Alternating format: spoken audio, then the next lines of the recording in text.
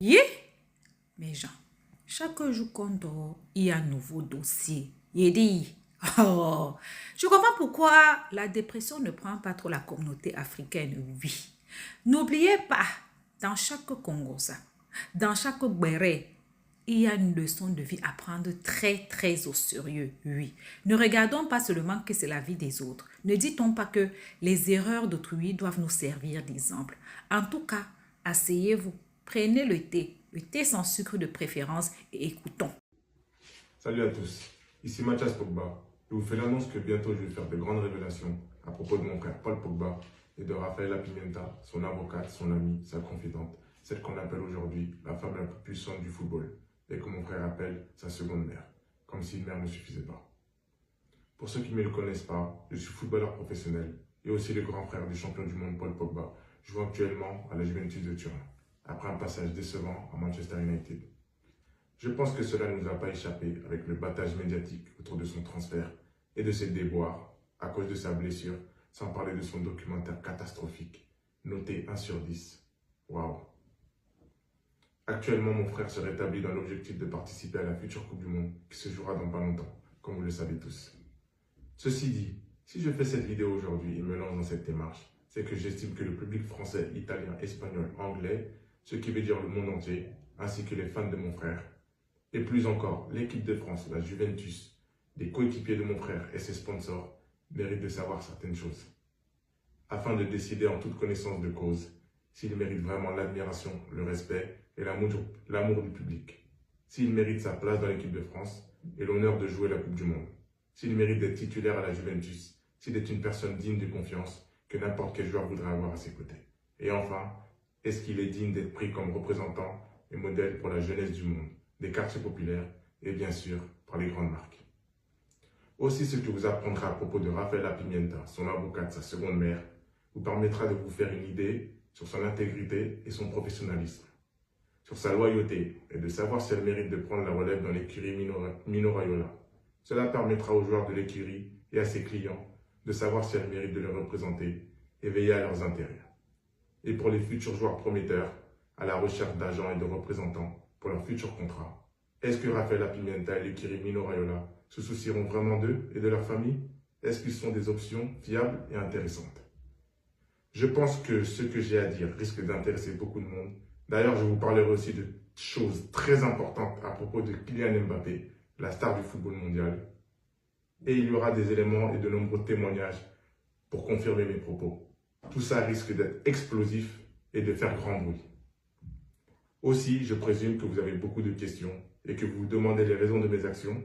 Tout sera révélé en temps et en heure. Alors, abonnez-vous, partagez en masse, commentez et surtout, restez à l'écoute. À très bientôt. Salut à tous. Quel début de semaine bien agité. Et je remarque que beaucoup de gens et de médias ont déjà décidé que les dires de Paul seraient la vérité ultime, sans même besoin de vérifier, puisque la star l'a dit, et qu'un compte n'ayant par la même carrière devrait juste la fermer.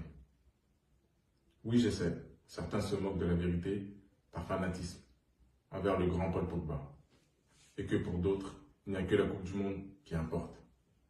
Certains auraient bien fermé les yeux sur Michael Jackson s'il nous avait pondu un autre Billie Jean. Là, vraiment, je ne peux rien faire contre l'aveuglement volontaire.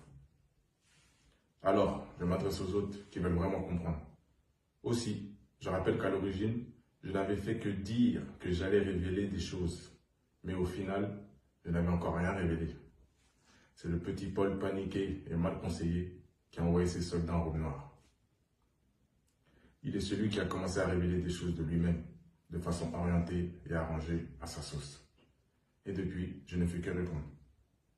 Car tous ces propos de l'audition de début août, donc avant mes vidéos, à la réponse de ses avocats et les réponses de ses soutiens, n'ont pour but que de traîner mon nom dans la boue. Alors je demande pourquoi se dépêcher d'affirmer que ce que j'ai à dire ne concernait que l'histoire de la sorcellerie? Parce qu'il serait difficile de parler de soi disant chantage dans ce cas, non?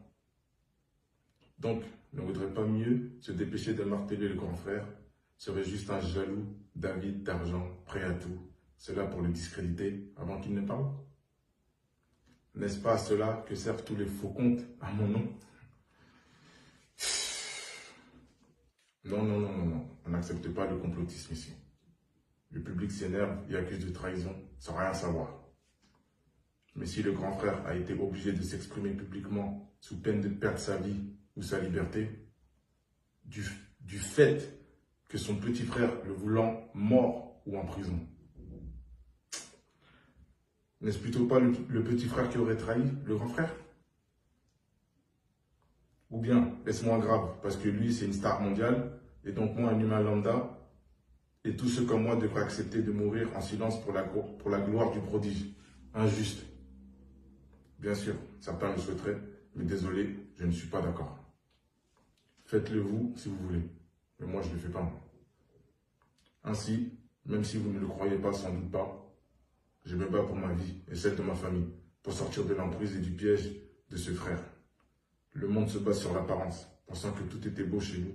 Mais la réalité, est-ce qu'il y a une famille en souffrance et en danger à cause de mon frère, qui à cause de l'argent et de la célébrité a perdu la notion de la réalité. La vraie. Les gens parlent de régler les choses en famille. Mais si ce frère ne veut pas parler et s'obstine à détruire la famille, quel choix me reste-t-il? Ainsi, la seule voie de survie que j'ai, c'est de dévoiler ses mensonges et son imposture. C'est pourquoi j'ai confirmé sa sorcellerie, car ce qui importe ici, ce n'est pas que cela marche ou non, ou que vous n'y croyez ou pas. C'est plutôt ce que cela implique en méchanceté de la personne, car ces pratiques exigent que vous fassiez de mauvaises choses pour leur rituel avec une volonté de nuire. Aussi, j'en profite pour demander, Paul n'avait-il pas nié à la base d'avoir recours au marabout? Alors pourquoi a-t-il reconnu cela aux enquêteurs? Pogba confie aux policiers avoir déjà payé un marabout de son entourage pour se protéger des blessures. Source France Info. Ok. Et se protéger des blessures, nécessite-t-il de payer des millions d'euros à ce sorcier durant toutes ces années? Et les enquêteurs pourront facilement vérifier cela auprès de la Banque centrale de Londres. Aussi, dans son acharnement à discréditer tous ceux qui connaissent ses petits secrets, Paul prétend que l'argent qu'il a offert à ses amis d'enfance a été extorqué. Facile à dire pour les médias, mais on fait quoi si cet argent est justifié par des documents officiels et enregistrés, et qu'il y a des preuves d'un geste consenti? On fait quoi? C'est pas pareil, n'est-ce pas, non? En tout cas, je suis content d'être soutenu dans cette épreuve. Je suis vraiment reconnaissant envers mes grands frères et tous ceux qui croient en moi. Pour finir, juste soyez un peu patient. Le dévoilement des mensonges et l'inversion des faits arrive. Pour tous ceux qui me soutiennent, pour tous ceux qui me connaissent vraiment, restez avec moi, j'ai besoin de votre force. Vous allez voir, la vérité va être dévoilée. Juste, restez, s'il vous plaît, restez, ayez la foi que j'ai raison. Vous me connaissez, vous savez qui je suis. Vous savez très bien qui je suis. Merci. Vous avez parlé avec ton frère Mathias, vous êtes réconciliés, vous en êtes où dans la famille, c'est comment? Oui, si, on a parlé, on se parle même, on se parle. Il y a beaucoup de choses qui ont été dites, tu vois, j'ai préféré garder ça en privé parce que la famille c'est privé. Voilà, tout ça, ça a été sorti, c'est sorti dans les médias, c'est parti partout, mais moi j'ai pas voulu même dire ouais c'est bon, je me suis entre guillemets réconcilié avec mon frère où on parle. Non, c'est des trucs privés, il sait ce que je pense. Le plus important, comme j'ai dit, c'est nos parents, il nous reste que notre mère.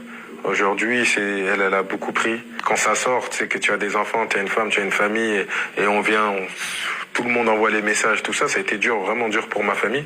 Dieu merci, ma mère, elle est plutôt contente, voit que ses enfants se parlent. Et moi, je suis un fils heureux de voir ma mère heureuse. Et aujourd'hui, le plus important, c'est ça. Demain, on ne sait pas ce qui est fait demain. Demain, elle peut partir aujourd'hui. Donc, je voulais pas garder ça. Donc, c'est vrai qu'il faut avancer dans la vie. Il y a des choses qui se passent. Et tu avances surtout avec la foi et la religion qui t'aident à surmonter ces épreuves-là. N'oublie rien, on vit avec. De toute façon. Le gars, Paul, tu pouvais retirer ta plainte. Tu n'as pas retiré. Oui, Mathias a été inculpé. Oui. Donc, 3 ans de prison, 2 avec sursis, 1 année ferme. On n'oublie jamais rien, on vit avec. Le gars nous a sorti ce genre de choses. Donc, tu appelles ton frère et ne décroche pas. Tu le sollicites, il ne fait pas. Donc, tu lui fais le chantage de venir sur les réseaux sociaux pour verser sa vie, pour verser ses secrets. Au final, qui a perdu? Il n'y a que la maman qui a perdu et puis le fils. Il disait encore que tu pars souvent, tu fermes le monde entier, tu bloques partout. Tu dis que mes enfants et moi, rien que eux. Mais c'est dans tes enfants et toi là qu'il y a Judas. Le mal là, c'était pas les autres, c'est dans ta propre maison. Tu auras pour ennemi les gens de ta propre maison. Assia, maman. On monte, on descend. C'est la dame là qui pleure dans ça. Ce qui est sûr pour les intelligents. Quand tu l'entends parler, tu sens que c'est à distance. Eh oui, eh oui, eh oui, eh oui. Son sorcier, c'était Mathias. Il est venu comme ça là, détruire la vie, l'image, tout. Donc quand il était là, il jouait avec son frère, il s'amusait, il passait, il dansait ensemble lors des matchs, il était heureux. Déjà, dans le cœur, il avait le mal de son propre frère. Vous voyez la vie, non? Que le linge sale se lave en famille. Ton frère était venu laver en public. On avait demandé quoi? Bref, j'ai retrouvé les extraits des passages quand son frère faisait les révélations là. Je suis en train de poster ça sur ma chaîne. Si vous voulez aller écouter aussi. À bisous. Alors, c'est en voulant faire cette vidéo, c'est aujourd'hui, je viens de savoir que la mère de Paul est musulmane. Donc, moi, je sais que, bon, on vient du même coin, hein, et même quand parfois je partais en France et tout, dans la famille, où ma tante me disait, ah oui, mais tu sais, l'autre fois, on était dans le même coin que la maman de Paul et tout, elle a été marraine, on y était, mais... bon, vous savez, quand on connaît sa place, on se dit, ok, ce sont des footballeurs, tu te sens même pas trop lié à eux parce que vous vivez pas dans le même monde. Donc, quand ils ont leur succès, tu apprécies. Quand ils ont leur bobo, si tu peux en parler, tu en parles. Sinon, ben oui, chacun vit sa vie. Chacun gère sa merde. Chacun mange ses milliards au moment voulu. Et quand ça pète, ça pète. Mais tu es triste parce que c'est ce qui est arrivé, ça rend triste. Mais je tiens à dire aux gens qui disent que oui, pourquoi est-ce que la maman de Paul était au procès de Mathias et tout. J'ai appris encore ce soir qu'il est parti en prison parce que je vous dis la vérité, c'est pas des choses qui m'intéressent. Les gens qui mangent leurs millions, qui vivent leur vie, ça ne m'intéresse pas. Je perds pas mon temps, beaucoup de temps sur ça. Mais je tiens à vous dire que c'est parce que vous n'êtes pas mère. Tous les jours, quand on est maman, on se pose la question, qu'est-ce qu'on a mal fait? Pourquoi est-ce que ça a mal tourné? Moi, je peux me dire que Mathias, vous savez, l'argent rend différent. L'argent, vous voyez comment les blogueurs se comportent à cause de l'argent. Hein? Quand ton frère t'a habitué à l'argent et qu'il te coupe les vivres, ou bien quand toi, ta carrière n'a pas marché, il y a une forme de jalousie. Quelqu'un qui a l'habitude de te donner l'argent, c'est comme si la personne te sévrait. Vous voyez les gens là, qui sont toxicos là, quand on leur donne plus leur dose là, ils deviennent fous. Ils peuvent aller voler. Autant on a l'addiction à la drogue, autant on a la même addiction à l'argent, à la belle vie, à tout ça. Donc peut-être qu'à un moment, il avait l'ascendant sur Paul. Paul partageait, parce que malheureusement, il n'a pas eu la même carrière que Paul. Eh bien, peut-être que quand Paul s'est installé, il s'est marié, ou bien quand il a grandi, qu'il ne pouvait plus, parce que lui, j'étais tellement énervé contre lui, je vais vous dire la vérité. C'est-à-dire que quand j'ai appris que quand les gars là ont gagné, il a donné des bagues, vous voyez les bagues en diamant de la NBA à toute l'équipe, je me suis dit, mais c'est de l'argent qui aurait pu éclairer notre village. Personnellement, c'est ce que j'ai pensé. Je dis, mais pourquoi Griezmann n'a pas besoin qu'on lui offre une bague. Mbappé n'a pas besoin. Mais bon, allez quoi. Il a fait son pôle à un moment. J'étais énervée, hein. L'argent ne venait pas de ma poche. Mais je me suis dit, merde, on a des villages, on a des routes. Peut-être, oui, j'avais fait un poste à l'époque, on m'a dit, non, c'est pas à lui de faire les routes, c'est pas à lui d'éclairer. Mais c'est de l'argent qui aurait pu servir. Mais peut-être que ce n'est pas le même pôle. On a vu ici, quand Adebayor a dit qu'il est rentré dans un magasin, il a acheté 10 voitures ou bien il a dépensé combien, les gens changent. Peut-être que son frère est habitué à ce pôle-là qui offre des bagues en diamant gratuitement et qu'à un moment, comme il a vu qu'il est en train de grandir, qu'il ne dépensait plus comme avant, il ne donnait plus l'argent à Mathias, qui n'a pas eu malheureusement la même chance que lui, la même carrière que lui, peut-être le gars a pété un câble. Il a commencé à monter des trucs pour faire toutes ces méchancetés-là à son frère. Et en revenant à la maman, on fait un enfant, on ne fait pas son cœur. Les deux là restent ses enfants. Même si l'autre est malade, parce que c'est une maladie. C'est comme quelqu'un qui est drogué. Parfois, c'est une maladie. L'argent peut rendre malade. Mais il doit soutenir son fils. Il doit être là. N'empêche qu'il sait que ce qu'il a fait, c'est mauvais. La prison n'est pas une solution. Donc, quand tu vois ton enfant que tu as porté 9 mois devenir quelqu'un parce qu'on l'a habitué à quelque chose ou bien parce que oui. Quand Adebayor a parlé de sa famille, à cause de l'argent, les gens sont capables même de te marabouter, de faire de la sorcellerie grave sur toi. L'argent détruit les relations, les familles. C'est parce qu'eux sont en équipe de France, mais c'est parce qu'eux, ce sont des Pogba que c'est pour cela qu'on en parle. Sinon, beaucoup, parce que plus les gens te voient dépenser, parce que ces footballeurs-là ont eu des moments de dépenses. Ils ont habitué leurs parents, leurs proches à des dépenses. Et au moment, quand ils se sont mariés, ou bien quand ils se sont rangés, ou bien quand ils ont trouvé un bon banquier, ou bien un bon conseiller et tout, ils ont coupé les vivres. Donc, quand tu habitues quelqu'un et tu coupes les vivres, tu le sèvres, c'est comme... Mais la personne devient dingue. La personne va faire tout, monter des coups, même mystiquement, pour que tu puisses continuer à donner. Donc, parfois, il faut comprendre les gens. Il faut comprendre la maman. Parfois, et puis nous, les mamans, on est fausses.